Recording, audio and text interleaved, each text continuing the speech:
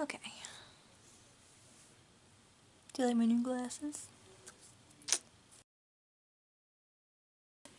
Hey folks, my name is Jen, and today we have a slightly different background because I have company. It's my brother-in-law and also like laundry, so I can't film in the office because the sound seems to be much louder in there, so I'm in our room. But here's this bookshelf and my husband's JoJo poster, so there you go. So we are going to do a quick as shit wrap up of everything I read in February. So I read 4 books in February, which was not what I was expecting at all. Here are the 4 books. Okay, so first up, I mentioned in my February TBR video that I was going to be participating in the Feb Regency readathon, basically, that was being put on by a few different people.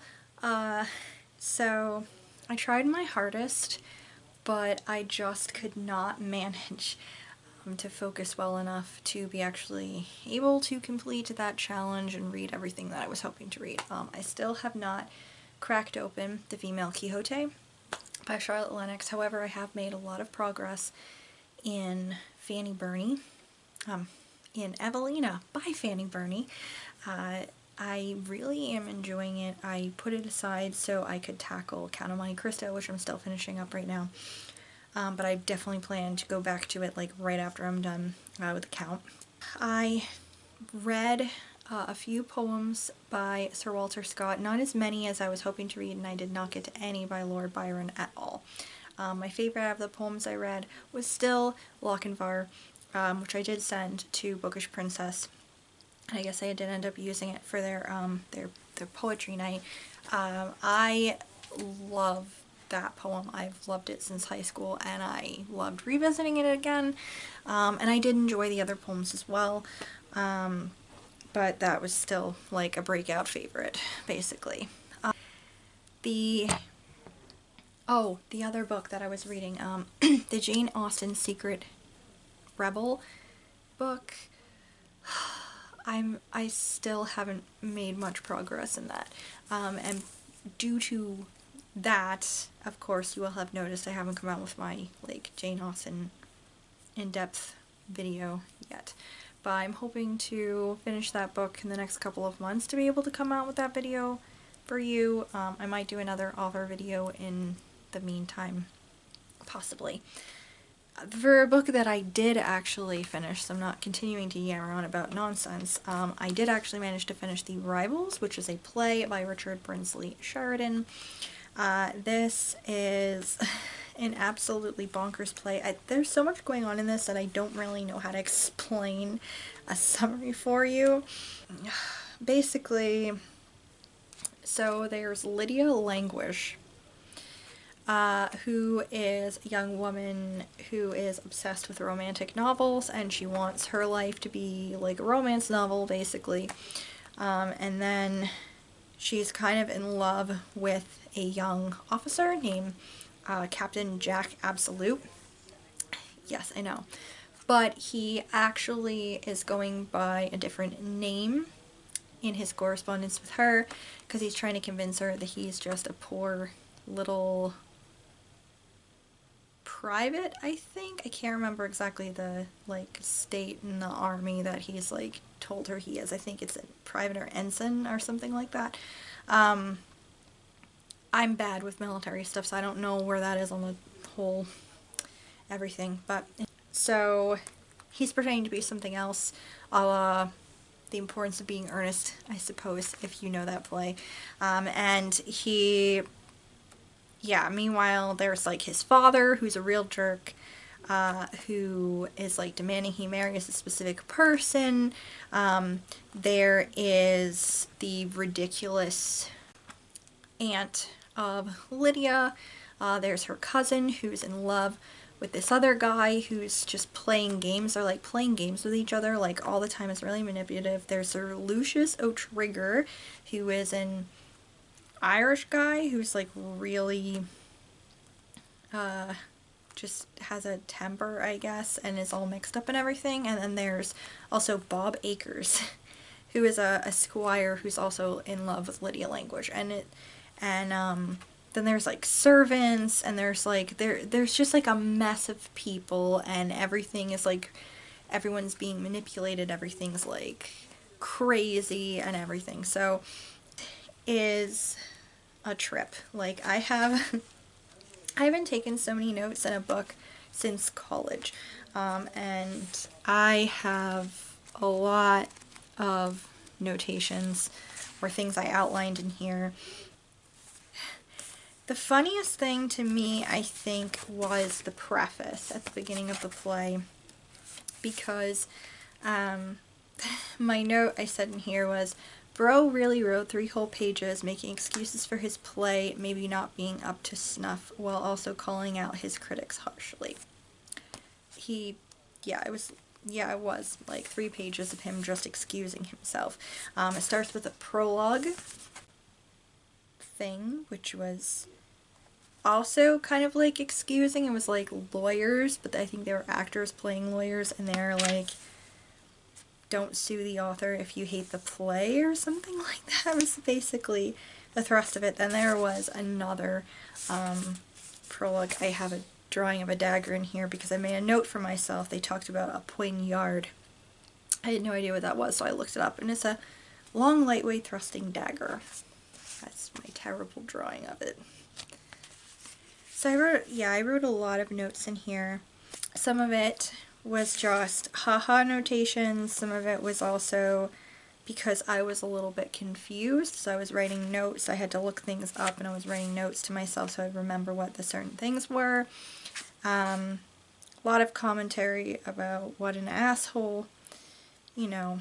I also did notate there were several references to like Shakespearean plays and other plays in here. I think there was some Bible stuff as well that I kind of notated. And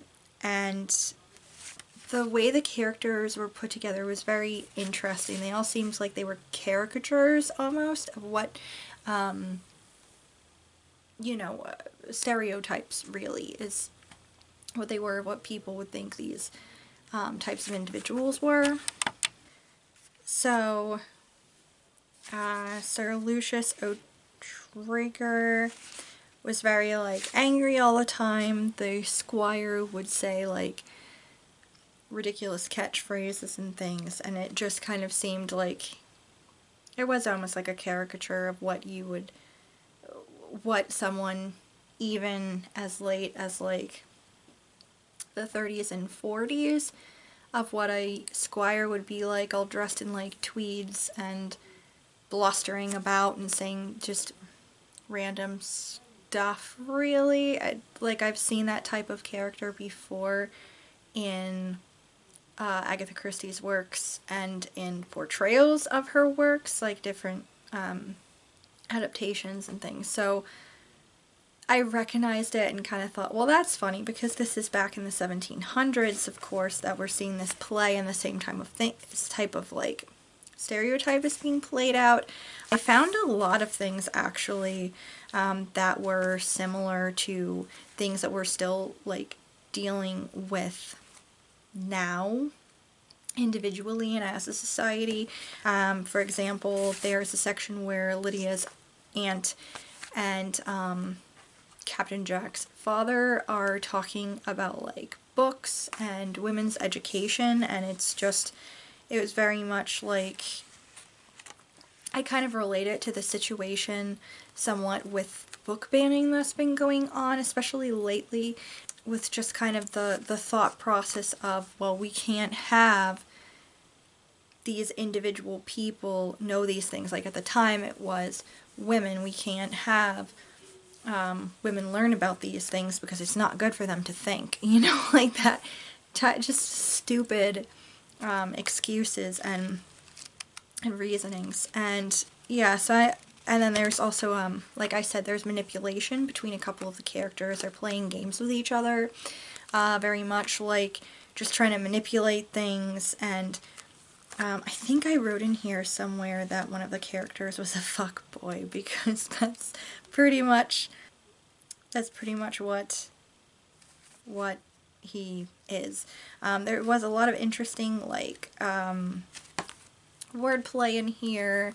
It's mistaken identities and crazy, like, love triangles all over the place. So things are pretty messy, and they do end up resolving themselves. I don't know. I was slightly confused as to the conclusion of the play overall.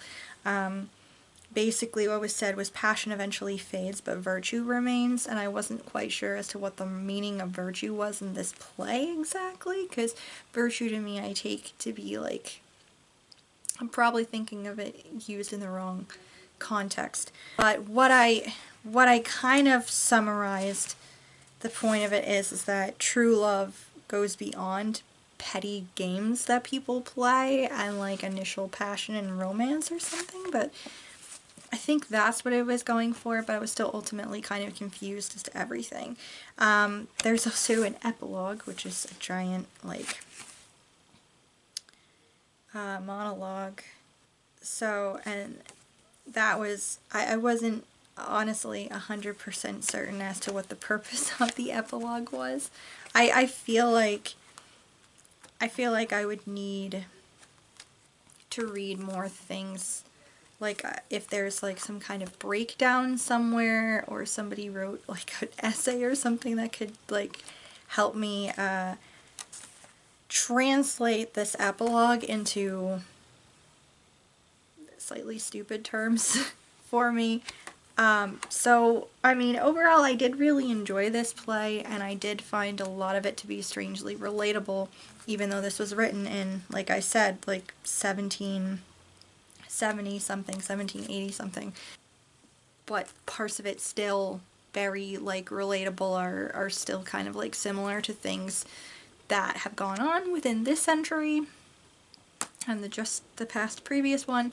So that was very interesting, and it was very entertaining, but I did find the ending to be, like I said, a little bit confusing, but that might mostly be me being a little bit confused as to the wording and whatnot that was going on. And honestly, I also feel like some of the context would be better understood by me if I was seeing it in an actual, like, person, like an actual performance, so I could see, like, body language and hear the delivery of the lines and everything. Like, ultimately, I mean, you can break down a Shakespeare play and understand it better, especially when you're discussing with people who know a little bit more, maybe, about his language and things. But at the end of the day, you're going to get more out of it if you see a performance out of it, and I feel the same way about this. Like, I feel like I got something from it, but I feel like I could get a lot more if I was actually seeing a live performance of The Rivals. I did, though, like I said, found pieces of it to be pretty timeless. I laughed out loud a few times, actually. But yeah, I would like to check out, I believe, more of his works in the future. I am interested. I am interested to see what else, you know, he did. Ultimately, I ended up giving this 4 stars. Then on to other books that I read this month that were not part of Feb Regency. We have 2 more books from my TBR for the month that I did manage to read. One of these was Then Comes Marriage by Casey Michaels. This is an easy breezy romance set in the Regency period. This basically follows Brady James, who is the Earl of Singleton. He's a very nosy guy, and one time he sticks his nose into the wrong places and ends up being attacked and tied up in a bag and thrown into the Thames, and basically left for dead. He manages to escape and survive, but then realizes that maybe his best course of action would be to pretend that he actually did die and try to catch the men who attempted to kill him. To do so, he ends up enlisting the help of the young woman who he was being nosy about. She is a young girl named Regina, and she has a lot of secrets. She used to be on the stage. She was raised as an actress by actors in a troupe. Something has happened to her parents, and so she's been on her own and also trying to get revenge on the people who basically have done terrible things to her parents. So the two end up teaming up to help each other. They both have the same desire to see the men caught and punished, but to do so, Brady decides he is going to pretend to be an entirely different person, and he needs Regina's acting help with that scheme. So this I found pretty cute and funny for the most part. I was a little iffy about the age of Regina at first because it seemed like she was actually a lot younger, but I guess she's actually like 18 or 19, so her age is not quite as bad as I thought, even though Brady is, I think, 29 or 30, so it's still a little but it could be worse. Yeah, I did find a lot of this to be pretty funny. I did find it to be cute, especially the little budding romance that kind of occurs. Despite the age thing, it was, you know, really cute. And I really liked the friendships between the other characters as well. Very interesting schemes were in here. I love the idea of impersonating and trying to get revenge. Like, that's a trope that I very much enjoy, so I did enjoy that. Something that I'm kind of iffy about is Brady decides to impersonate a dandy, which dandy has a couple of different things going on really in that time period. Sometimes it's just someone who's a little bit fussy about their fashion and how they are put together, and other times it seems like it's more derogatory towards men who are potentially gay at the time. So it's definitely iffy territory. It felt like this almost danced around being kind of ridiculous, but didn't cross the line into definitely offensive. It kind of danced around the line of it, but didn't cross it. So I was glad about that, at least. Other than that, though, yeah, like I said, super cute, super funny. A little bit of it felt like it didn't maybe age quite so well, but it wasn't like, there's not like maliciousness in the book or anything, so yeah. I did ultimately give it 4 stars because I did really enjoy revisiting this, and I forgot that this is actually part of a series, so I might try to find, I think there's like 2 other books, because it's also about his 2 other friends, so I think I might try to find those at some point. The other book that I read that was part of my TBR this month was An Extraordinary Union by Alissa Cole. This is historical fiction set during the Civil War, and it is following 2 characters who are actually undercover spies in the South. One is Elle.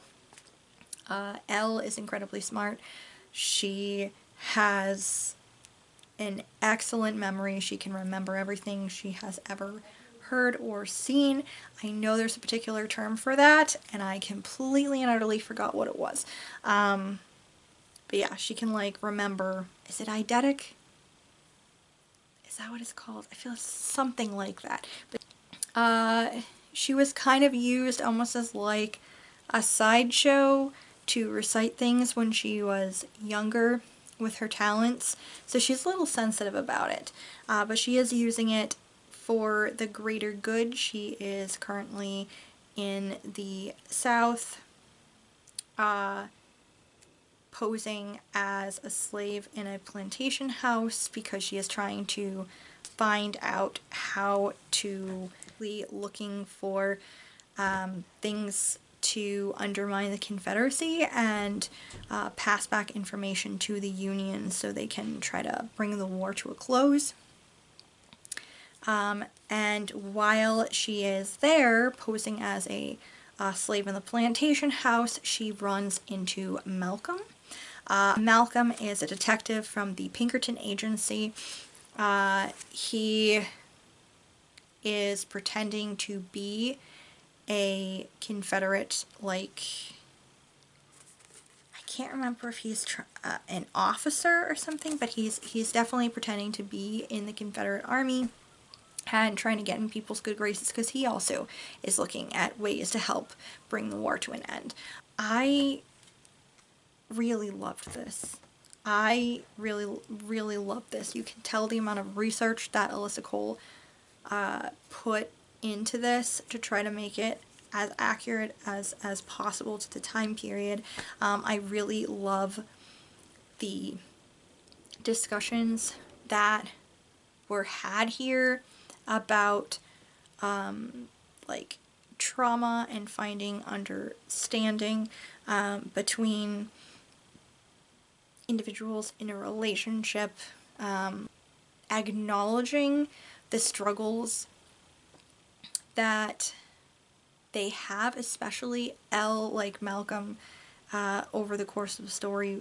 Like, he knows that the struggles are there, but he doesn't quite fully grasp it, and it was great to see, like, them have this, like, very, very good conversations, very good, like, understanding come between them about, like, exactly what the stakes are here in the war and everything, and I really liked that. I thought this is very, again, Alissa Cole's like great at writing healthy relationships, and this was a very healthy relationship.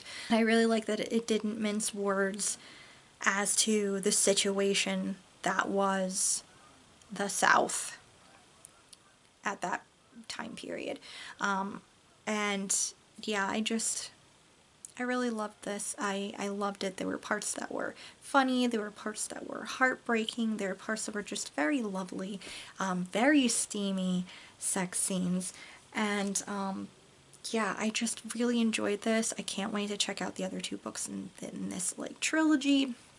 And bonus points because Malcolm is actually Scottish. Like, his family fled from Scotland, and yeah, so he also has a brogue, and that was like an extra thing that I ended up liking. But yeah, anyway, this was like incredibly enjoyable, and I gave this 5 stars. This is my first 5-star read of the year. Very excited, and yeah, I can't wait to get the other books and read them at some point soon. The last book that I managed to read in February was another one in the Oz Chronicles. I ended up reading book 4, Dorothy and the Wizard in Oz. So how did I feel about Dorothy and the Wizard in Oz? Well, it was interesting. I will say that it was, there were parts of it that were cute. I really liked that we got to see a little more of Dorothy's family. Basically, again, I don't really know for a fact if Aunt Em and Uncle, shoot, I can't remember his name, Henry, right? Uncle Henry and Aunt Em, I can't remember if they are actually her relatives or they just kind of adopted her from an orphanage and she calls them her aunt and uncle instead of mom and dad. I'm not fully certain. Either way, there's like a cousin of hers that is in this book. He is picking her up from the train station. She is going to join them at the Uncle Henry's family's ranch. And the earth opens up with an earthquake because it's in California, and they are sucked down to the middle of the earth, and suddenly they're in fairy country. They don't, it seems like it's part of Oz, but it's not really Oz at the same time. It's like pieces of Oz that they've never seen before, is where they spend the majority of their journey. And they end up bumping into the wizard, who has also been a victim of weather, as well as several talking animal characters, and it's just a very interesting series of events that happen.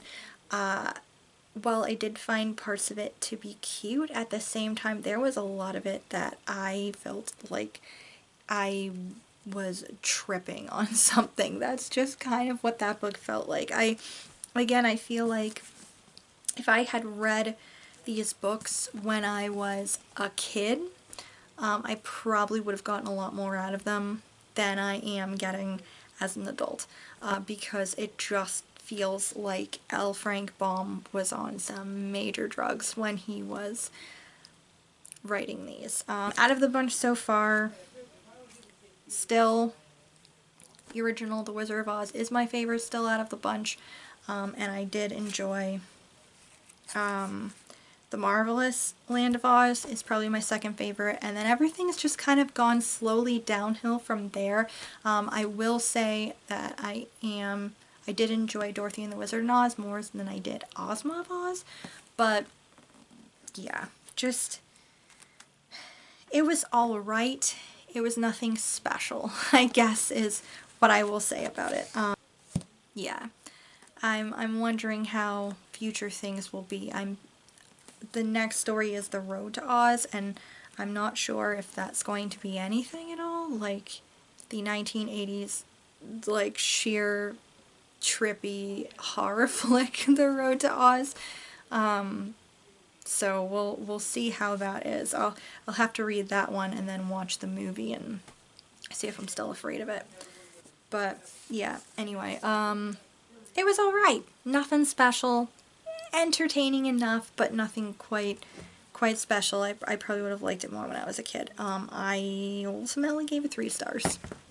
So that's it, guys. That is everything that I read, as well as didn't finish reading, in February. Very short stack, but you know what? That's this year so far. I'm just not doing, I feel like I'm doing a lot of reading, but I'm also really not. Thank you so much for watching. Thank you for always watching. And I hope you guys are having a wonderful March. We're right smack dab in the middle of it. So I hope you guys are having a wonderful March. And I hope your reading goals are being met. Bye.